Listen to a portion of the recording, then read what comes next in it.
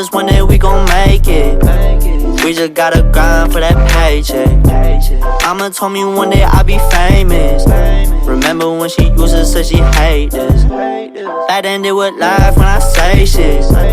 Now I'm inside all them people's playlists. So one day I'll be stomping on them stages. But right now we just dancing in the basement. Right inside the basement. Said it's 4 a.m. still with wavy tweaking bases. Learn this shit ourselves on my own time. I made shifts. Shooting for the moon, gon' turn this Honda to a spaceship. Shorty want fuck with me. I just wanna get some rain and sleep. Shit a little free, yeah. Say what I want, then I get what I want. It's too easy, yeah. Baby, you know I'm a G. I gotta double them C's. She wanna put it on me. Yo, what is going on, you guys? Welcome back to another video. So I got a pretty interesting episode in today's video. We actually got all my credit cards lined up against me behind on the whiteboard. This is gonna be pretty interesting because I'm gonna go over exactly which credit cards I got, my sequence of how I applied for these credit cards, some of the mistakes I made, and some of the things I wish I did differently. And also I'm gonna add in a credit card I'm about to apply for in the future. Definitely the first time we're doing this type of video, but this is something I wanted to do for quite a while, and I know on this channel that we have a wide range of credit card users. So we have consumers that go from all the way to the beginner where they don't even have their first credit card to people who are just in their 10th year of doing credit cards and being in the points and miles game. So I feel like this video is really gonna benefit everyone who's able to watch this, and I think this video is really gonna be able to provide you guys value in terms of some of the mistakes I made and what I'm gonna do in terms of the future moves that we have. So behind me, these are the credit cards that I have. I hope you guys can see it pretty well. If not, I'll add some B-roll or something, but this is my credit card setup that I have right here. It took me like 30 minutes to like tape everything on this, so if you guys appreciate the hard work and the arts and crafts out here, I suggest you drop a like. Now, as you guys may see, we have a missing slot right here. This is the next credit card that I'm gonna get. A lot of people keep asking me, what credit card am I going for next? What credit cards am I downgrading? So we're gonna go over that right here. And then in this little corner right here, we got our two plebs. And right here is actually two debit cards. I'm gonna go over exactly why I use these two debit cards over any other checking accounts out there. One sequence. Now, the card after that I have is actually the Uber Visa Barclays card. The card right here, you guys see, used to be so good back in the day. This was one of the most low-key, best cashback credit cards on the market, but they actually nerfed this card, got rid of the benefits. It's not as good as it was before, and they changed the cashback categories and how you can actually redeem those points. So this was my second card, but it was really good because it actually came with a welcome bonus that wasn't too crazy, where I could actually achieve that bonus. I think it was spend like $1,000 or spend $500. It just wasn't as crazy as something like the American Express Business Platinum card, where you have to spend a total of $25,000 in 3 months to get that welcome bonus. We will get there. We will get there. So you guys will actually see a transition of kind of just me as a person as well with my cards, which is really interesting because when I first got my Discover card, broke college student, I don't even think I was in business during that time. I don't think I started anything during this time, but I got the Uber Barclays card next. I was actually watching a lot of YouTube videos. I was always on the Reddit communities, and I just wanted to get into credit cards because I never wanted to pay for travel, and I understood the concept of getting into credit cards. But don't get me wrong, you guys, I had so much push. Yo, why is my nipple poking through my shirt? My nipple's poking through my... But don't get me wrong, you guys, I had so much pushback from my parents when I actually first applied for two of these cards. You got to know, I'm coming from a first generation Korean American household. There was a lot of pushback in me wanting to get a credit card while I was a college student without making too much money. So I eventually was able to convince people that, look, I'm starting to grow up now. I'm able to apply for my own cards. I want this card. I know the benefit, and I know I'll pay it off in full. Never did I come across a situation with my beginner cards where I couldn't pay off the balance. I was very responsible in terms of how much I spent. And I remember there were so many times where I would go out to eat with friends and I'd just be like, I can't afford to eat out right now. I got a budget. I got no money. So I had no shame in doing that back in the day. And I also knew the power of credit cards. So with just these two credit cards, I accumulated right about $500 to $600 in terms of just cashback rewards, refer a friend programs, the welcome bonus, maybe even more than that actually looking back. And with my Discover card, I actually redeemed all the cash back for like gifts I would buy on Amazon. So I would actually buy the gift and then apply my cash back towards the balance I had. So it felt like I didn't really pay anything just because it was free money that was loaded up here. With the Uber Visa Barclays card, what I actually did with that was redeem it for gift cards. A really easy gift, and you could really just redeem all those gift cards for you to get more gifts for other people. That's how I like using my cash back that I get. When it comes to points, I like redeeming it for travel. That's how you get the best value, and I still knew that at a very young age. I just didn't know what everything meant, like 524 rule and trifectas, quadfectas. That was a little confusing to me during this time of my life. But I would say around this time, it was like 2018. I think I was like 19 or 20 years old during that time. Is that right? Was it 2017? My math is a little wrong. The next card I got after that was a Chase Freedom Unlimited card. Now, people often question this gap right here. They don't know exactly how to get a first Chase card, and I know a lot of people do get denied for their first Chase card as well too. For me, I kept these cards for about 3 to 6 months and really built my score. I really built my score after 3 to 6 months of carrying this card. My score went from non-existent, whatever, I think it was like 680 when I first started out. I just had no credit cards, and it bumped up to right around 700. And during that time, that's when I actually applied for the Freedom Unlimited card. And I know there are other people who get accepted with a score much lower than that, so your miles may vary. I tell my audience, look, it really depends on the time of year, what the issuers are looking for, because sometimes during the year, they want more people to apply, and sometimes they actually don't. They're actually gonna deny a lot of users. I got lucky with my first Chase Freedom Unlimited card after holding these two cards. These two cards up here actually gave me the history on my credit report, which allowed me to get accepted for the Freedom Unlimited. Now, the hardest thing with Chase is getting that initial first card, but once you do, once you get that first initial card with them, you're Gucci, you're good. Second card, third card, right after the Freedom Unlimited, I actually got the Chase Sapphire Preferred. So I did regret one thing with the Chase Freedom Unlimited. I wish I actually got the regular Chase Freedom instead, just because I realized how valuable the 5% would be compared to that 1.5x back. But during that time, I really had a lot of miscellaneous spending. It was a lot of just college stuff, and I figured that I wouldn't be able to maximize it as much. But looking back, I also made a video on this. The 5%, in my opinion, is superior, especially if you can take advantage of that rotating quarterly category. So that's something I wish I did. Okay. So after holding this card for a couple months, the card I applied for next was actually the Chase Sapphire Preferred. I'm gonna put a little star here because this was actually one of my favorite cards, and this card gave me the most amount of anxiety because it was my first annual fee travel rewards card, and it's not fully metal, but it's like thicker than plastic. It's like half metal, okay? So this is a card that I really, really appreciated. This really opened the door for me to get into the Ultimate Reward program, really get into the points game, and really start falling in love with the whole credit card hobby. I had no idea what it started, but I feel like for a lot of people, this is the turning card, the Chase Sapphire Preferred. Now, I know a lot of people will either go for the Chase Sapphire Preferred or they'll go for the Reserve. Now, if you're a big stay there. Now, I know if you're like a big baller and you're someone who likes to travel, people will go straight for the Reserve instead. But like I said, during that time, I was still a college student, not making a lot of money, and I could not afford the $495 annual fee during that time. The annual fee got bumped up this year, as most of you guys know, but that's what a lot of people do. And the reason why I would say this is more of a baller card, it's because it is an upgraded version of the Preferred. It comes with a higher annual fee and a higher credit limit. If you get accepted for the Reserve, the minimum credit limit on this card is 10 grand. So you have to put that into perspective when you're trying to understand exactly how much this card is worth. So I made the wiser decision. I believe this is the decision a lot of people should make. Go for the Chase Sapphire Preferred because you get the same exact welcome bonus that you do for the Reserve, unless you really travel that much and you know you're gonna come out on top with the value you can get from this card. It's a little bit harder to break even on this card. You have to do a little bit more work now just because they added those additional benefits that you have to use properly, but I recommend going for the Preferred. and then upgrading your card to the reserve, and you can only hold one card at the same time. So what you guys can actually do is downgrade the Chase Sapphire Preferred. So that's what I did. I downgraded my Chase Sapphire Preferred at one point to the regular Chase Sapphire, and this has no annual fee.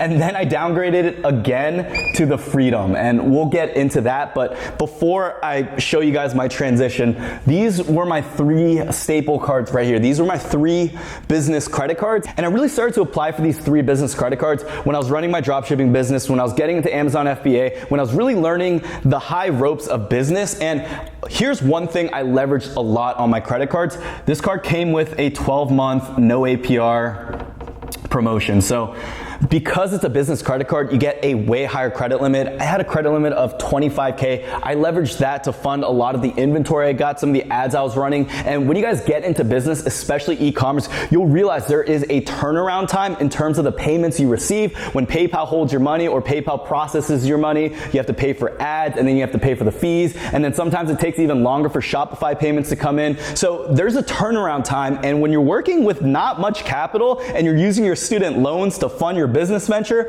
a card like this is something that actually saved me a lot. So the Chase Ink Cash was one of my favorite cards out there. It has really good categories for anyone interested in business, but I know the biggest question I'm gonna get is, well, Brian, I don't qualify for a business card. I don't have a business. And let me stop you guys right there. Just YouTube a business credit card and you guys will see my videos on how to actually get a business credit card. It's a lot easier than you think. And I was able to get one at the age of, I think, 20, 21 years old, and I got all 3 of them. And what people don't realize is business credit cards, not only do they offer a higher credit limit, a higher welcome bonus, really good cashback categories in terms of business spend, but the main important and amazing advantage of business credit cards is that it does not report to your personal credit report. So what this means is if you carry any type of credit card debt and you put it on a business credit card with no APR, that means this debt is not going to report to your personal credit report.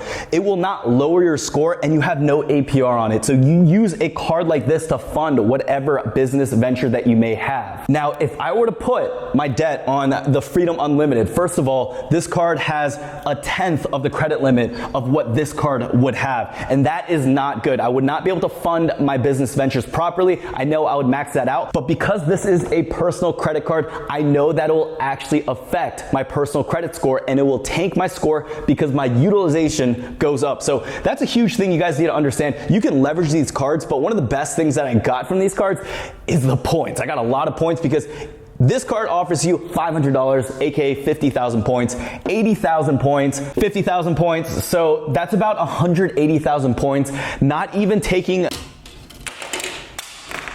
What? Please stick. All right. Sorry, my gold card keeps falling. So, where were we? These 3 cards is a combination of 200,000 ultimate reward points. If we're talking about a 1 cent to 1 point valuation, that's still $2 grand right there, free $2,000. But as you guys know, you can get way more value. You can get up to 2 to 5, even 8 cents per valuation, depending on how you redeem those points. I would say 8 cents is pretty far-fetched, but some of the pros that I know in this game can get a lot of value. For me personally, I'm gonna say Chase Ultimate Reward points are worth 2 cents per point. So 200,000 points plus right here, we'll just say 200,000 just to be very conservative. That's $4,000 right there that I can use for travel and just use it for whatever I need. So for me, the whole point of credit cards is to leverage whatever business I'm trying to do, whatever side hustle I'm trying to start. You don't use credit cards primarily as a source of income. That's really not the way you want to go about it. You want to leverage this for any venture you have, whether you want to start your own personal brand, whether you want to start a blog, your own YouTube channel, your own e-commerce business, you want to get into real estate.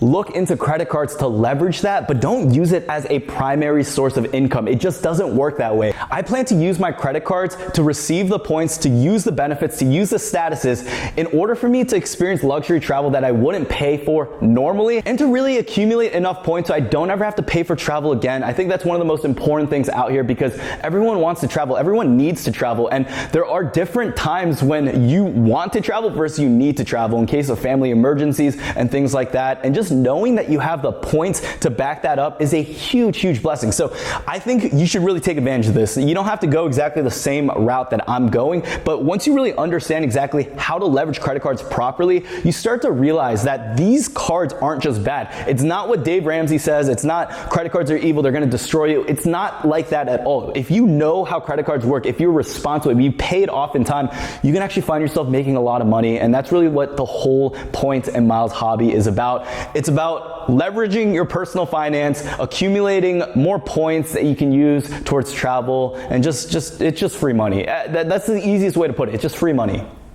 So, we mentioned earlier how I went from the Chase Sapphire Preferred over to the Chase Sapphire and then leveraged that into the Chase Freedom. The reason why I went from Chase Sapphire Preferred to the Sapphire is strictly for content. I wanted to make a video on like the secret Chase Sapphire card that no one knows about, because this card's actually not listed on their website. The only way for you guys to actually get this card is if you call them and downgrade this card to this card, and then they have to read you a whole thing. You gotta be on the phone for like 10 minutes because there's no other way for you to get that information because it's not listed on their website. So the Chase Sapphire non-preferred, the regular preferred, has no annual fee. It doesn't have the same exact benefits, but it's a way for you to downgrade your card. I don't see the purpose in this. I say go to the Chase Sapphire Preferred and then go straight into the Chase Freedom or the Freedom Unlimited. Just carry another one of these. I would say carry another Freedom so you can max out those quarterly categories and have another card, because they cap that out at a certain point. And you guys know, come on, mate. Come on. Okay, and as you guys know, the 5% on a Chase Freedom card, man, that's valuable. 5% is what you want to shoot for. You often don't find yourself getting 5% back on a lot of things. Max, I would say 3 to 4%, but 5% is really gold if you can find yourself getting that back. It's a lot of bread, a lot of cheddar. So after my whole little Chase experience and, diving deep into Chase and having a good relationship with Chase and just, I would say this is the honeymoon phase with Chase. I wanted to explore a little. I wanted to test different grounds, and that's when I got into the American Express Gold Card. And you guys will actually find my original video of my unboxing of when I first started this channel on this card. It was such a sloppy video. I'm super embarrassed by that video. But the American Express Gold Card was the most exciting card other than the Chase Sapphire Preferred. They go hand in hand. Like I felt like I was actually someone who, I don't know, I just felt good, man. Getting this card was like a game changer for me. So with the American Express Gold Card, in addition to it just being a good overall spending card, and I made a video on how this card only costs you $30 a year, it's just a solid card to have, you guys. It gets you in the American Express ecosystem, and most importantly, it started to diversify my portfolio, because if Chase, for whatever reason, and you guys will learn this, Chase is very sensitive to fraud, to just anything weird happening to your account. You do not want to put your eggs in one basket. If Chase decides to close my account for whatever reason, I know that I have half of my other million points with American Express. So the American Express Gold Card, it's an incredible card. It's one of my favorite cards that I got into, and it shares the same exact feeling that I got with the Chase Sapphire Preferred. When I got it in the mail, I was excited. It was nice. People in my family were like, yo, we've been poor our whole life and our son has gotten an American Express Gold Card. This is game changing. We're rich now. My family was celebrating. I was celebrating. We all know that's, that's not what it means, but hey, when you come from a poor family, like you realize like that's cool right there, man. Okay, so the card after I got the American Express Gold Card is the American Express Business Prime card. This is the card that I use the most out of all of these cards right here. I would say it goes hand in hand. I shop on Amazon a lot, and if you guys actually get the Amazon Business Prime account, you get free one-day shipping, and you get free business listing prices, and you get a whole bunch of other like business quantity pricing and like all these things. So I find myself shopping on Amazon a lot. In my unit downstairs, we have an Amazon locker, so it works really well, but Amazon is where I get everything. My kitchen stuff, my cleaning stuff, my gaming stuff, my books, they have everything I need. So Amazon Business Prime, I freaking love it. With this card, you get 5%, or if you cannot afford the item for whatever reason for that month, you can choose a interest-free 3-month payment plan where you don't have to pay for that item for a full 3 months. And there are certain situations, especially with business owners, where that will become very helpful. I just take advantage of the 5%, okay? It's because if you don't do the 5%, you go with that, you're not getting the 5%. So this is a solid card. The Business Prime, solid card. And for me, it has no annual fee because I know I'm paying for the Business Prime account anyways. This is something I use a lot, especially when I was starting my e-commerce business. Amazon just has a lot of the tools that I needed, and it's something I still use every day. Very, very good card. So the card after that was actually the Marriott Bonvoy business card. The reason why I got this card next is because they actually had a very good promotion when they actually merged with SVG. So SVG and Marriott used to be separate. They did something called mergers acquisition, where they basically united into one program, and that is called the Bonvoy program. Now, I'm not gonna lie, we've crapped on Bonvoy a couple times, and that's because as a program, since they've merged with SVG, I've heard a lot of bad things. You know, I've heard a lot of people not getting the service that they used to get, or not getting treated the way they should, or not getting the upgrades that maybe they should have qualified for. These are the things I see in Facebook communities and even on bonvoy.com, where you can actually check other people's stories. For me, regardless of what all that talk was, I still ended up getting this card for a variety of reasons. One was they had a new welcome bonus offer. During the time when I actually applied for this card, they actually had a high welcome bonus, historic high on this card. Even though those points aren't worth as much, it was still one of the most historic high cards. It still gave me status. I didn't know I was gonna get the platinum cards, which also give me Marriott Gold. And in addition to that, they actually waived the first year annual fee and they reduced the second year annual fee. So to me, it's a no-brainer because you still get a free night with Bonvoy. It just worked out for me. That's the math that worked for me. So this was my first hotel credit card right here. Now moving over to this side, we actually have the American Express Platinum card. This was a card that I waited a long time. So in between this time, I would say I waited about 6 months, and I was holding off all the spend I needed to do. Like anything I knew I was gonna have to buy, I held off because I knew I was gonna have to spend a lot on the Platinum card in order to get this welcome bonus, because these cards have normal, welcome bonus, like minimum spend requirements where you spend like 3K or 5K. But I knew as soon as I was getting into the Platinum cards, you just have to spend a lot more money to get that welcome bonus. And I never want to be in a situation where I have to spend more money than I don't need to. So I held off for like 6 months. I had everything in my cart during that time. And then I really just put a lot of my spend on these two cards during that time. Started running a bit more ads, reached out to other companies to see if I can run ads on their behalf and have them reimburse me. That was just an easy way for me to get that minimum spend requirement on both of the Platinum cards. Now for this card, I had an offer of 5K for, I think it was 60,000 points. I know it's not the most historic high in terms of how much I can get. I know if you do a card match, and I have a link for that down below, and that reminds me, I have a link for every single card down below if you guys want to support the channel. But I knew that I could also get the 100K offer, but I wasn't seeing it. I wasn't getting the card offer, I wasn't getting the invitation or the direct mail offer from American Express. And to me, an additional 40,000 points is worth a lot, but I really have a long-term strategy. It's worth a lot, but to me, I'm just gonna apply for the card, do my thing, and just keep moving on. I don't care if I don't get that additional 10, 20, 30, 40,000 welcome bonus points, as long as I know what my long-term strategy is, because if I keep waiting for that, say I don't get it for another year, say I just missed out on all the other cards I could have applied for, that's really my logic behind it. If I don't see it at the time when I'm gonna apply, I'm just gonna keep moving forward and go with my original strategy. I got this offer. I did not plan on getting the Business Platinum card. This card has a ridiculously high minimum spend requirement. I think it's like 25K for you to get the full amount in 3 months. American Express actually called me, a senior account manager called me, and they gave me a reduced minimum spend requirement. I think it was like 10K or maybe 15K. It was reduced, and I still got my full 100,000 points. Huge blessing right here. That's why I got this card. I also get the Dell credit, so with that, I bought my Samsung solid state drive. I was about to buy another monitor on there, and then I have access to any WeWorks globally for a pretty good amount of time. So I got the points, I got the benefits, I got the Dell credit, and I got WeWork, and I'm probably gonna downgrade this card after the year because I definitely don't need 2 of these cards. Not worth paying about $1,000 in annual fee for 2 versions of a similar card. So that's really my logic and reasoning behind those cards.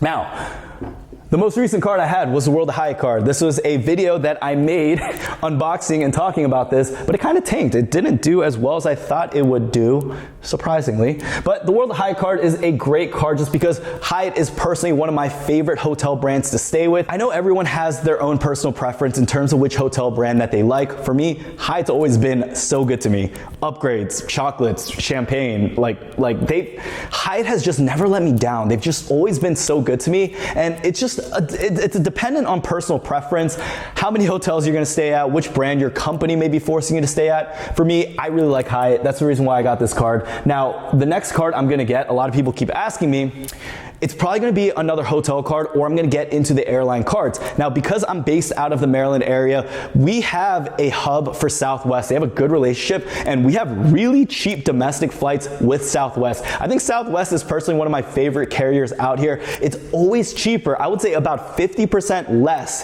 than Delta or American when I'm flying out domestically from my area. And what I realize is Southwest has not only personal credit cards, but even business credit cards that offer you special things like a companion pass. So if I'm trying to bring a friend out to a trip and we want to fly domestically, that companion pass will allow them to travel with me completely for free as well. I just want to time it right where I actually do fly that year. I'm planning on being more bunkered down this year, focus on making more content, focus on building some more businesses during this year. But last year I said I wasn't going to travel that much, but once I got my platinum and my business platinum card, that's when I realized, like, man, I got to make use of this. I got to get some more content out here. And that's why I went to Texas to speak at an event. I went to Vegas to use that $50 Bellagio hack that we had earlier on in the year where the rooms were freaking $50. We went to LA after that because we were at Vegas anyways, Philly, New York, and Miami. So yeah, there were a couple trips we did last year. I don't plan on flying as much unless it's another event where someone's like, hey, like, Brian, like, come through, like, we want you to speak. Got a couple of those invitations already, but what I'm realizing is if I can speak to like thousands and thousands of people, like, at the comfort of my own home, I feel like this is still as impactful and influential as me doing that. So it's really a consideration for me, but there is one thing I will be going to at the end of the year, and that's actually gonna be FinCon 2020, which is held in LA for anyone interested in attending a personal finance conference. That's where I met a lot of my friends that I have this year. So that's one of the trips that I'm actually looking forward to. But guys, this is Brian Jung's credit cards for 2020. So there's two more things that we need to cover in this video. What card am I getting next, and what would I change in my setup that I did in the past?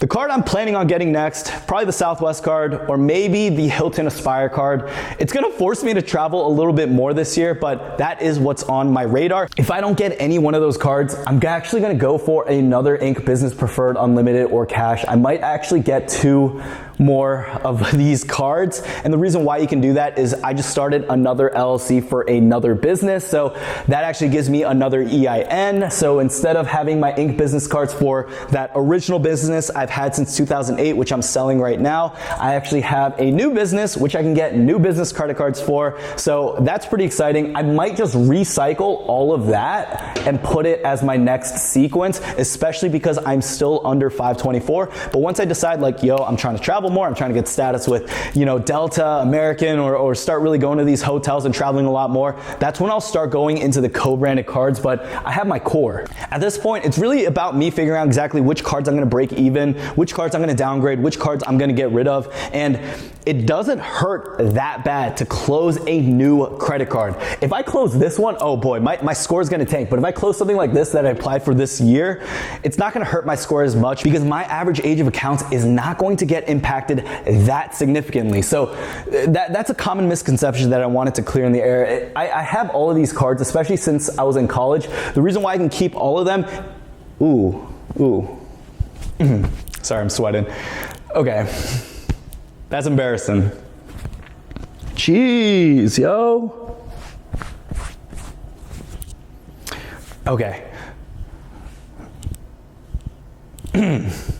So the reason why I'm not closing these two cards is because they have no annual fee and they will hurt my credit account pretty significantly. So I don't mind closing these cards. It's not gonna hurt as bad, but I do mind closing these cards because I will see a drop in my credit score. That's the card I'm getting next. If I were to change anything in my credit card setup, what would I change? Not much really, probably other than the Freedom and the Freedom Unlimited swap. But other than that, not really, man. I really think this is the sequence that many people should go with, but my situation is not the same as most people. Some people may not, get into these, or some people may go straight into the reserve, but in my opinion, this is really one of the best ways to go. This is really the guide that I recommend a lot of my friends to go with, especially if you want to accumulate a lot of points, 1,000,000 points. That's what we have so far, and these are the cards that I have gotten so far. Please excuse my sweatiness so far. This was a video, moving my arms a little, I don't know, but yeah, guys, that was really my video on the credit cards that I got. I really hope this video helped you guys out. If you guys want to see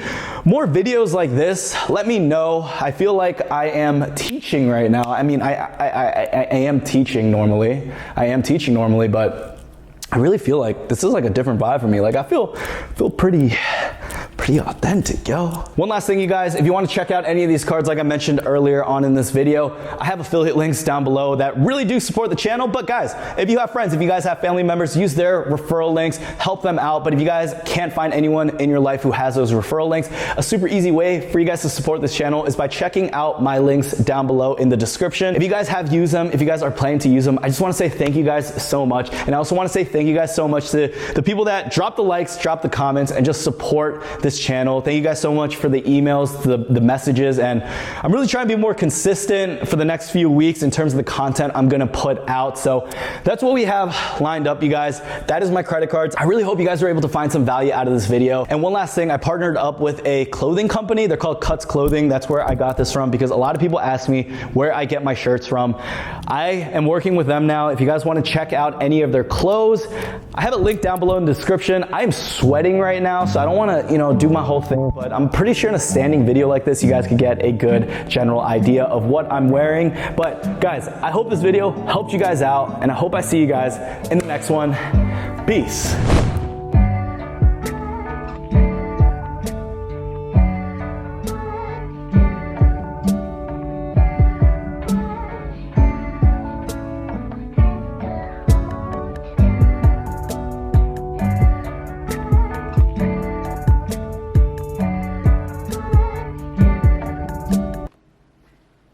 Whoops. Also, Charles Schwab. I like this card.